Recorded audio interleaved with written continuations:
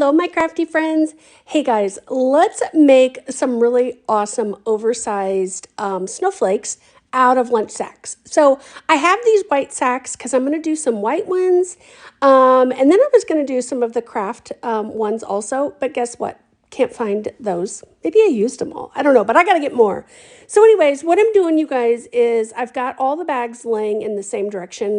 The fold part is actually on the back, right? And I'm just hot gluing them all together. On these bigger bags, you guys, I started out doing 8 bags. But then I found out very quickly 8 is not enough for it to go all the way around. So I actually, once I got it all said and done of cutting and hot gluing, I added a bag and then went back through and cut the little slots in, and it worked out just fine. Now the nice thing is, you guys, these don't have to be exactly the same on each side. You can cut them however you want them to be.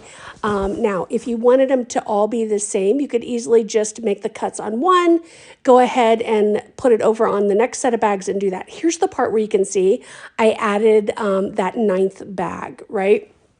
Just because to make that whole diameter, I didn't have enough at 8. But again, you could just lay this on top of another stack and just create all the same. I like having different ones because I like to do these in groups of 3 for hanging. And I'm thinking that I'm going to do these like kind of freestanding over my mantle that I made a couple years ago for downstairs. Not freestanding, free hanging, I should say. So that way if they turn, it's okay. But anyways, once you pull it all, get it all cut and you pull it together, you guys just hot glue that one edge together.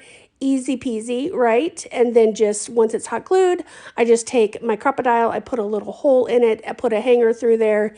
And actually I used some of the embroider floss, and I think that I might use some fishing line. That way you don't see it. But then you can see bada bing, bada boom, and you get all these really cool shapes.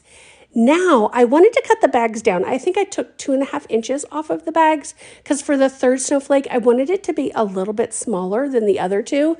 So I cut that off, and then I thought, oh wait, sometimes when you're cutting through with your scissors, it's a little bit difficult. Maybe my scissors are a little bit dull. So what I did was I did 3 or 4, I think I did, and then I cut those down right at the tops because I wanted these to be pointy edges. Then I did the next set on top of them, and I just kept doing it that way. Then, rather than the scissors, finally at number 3, I was like, oh wait, let's use our box cutter here and just lay it down and just cut it through.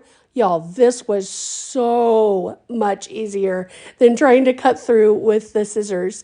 And again, once you're all done with this, just hot glue them together, and bada bing, bada boom, you've got a really, really cool one. Now for this smaller one, you guys, I did do 9. You could totally get away with doing 8 on this one. Here you can see I'm just hole punching it with the crocodile, adding through my floss, and you guys, it's that simple. And the great thing is when they spin, when I have them free hanging, I think they'll be super cool. But look how stinking neat these are, you guys. Such a super easy, inexpensive project. Follow for more.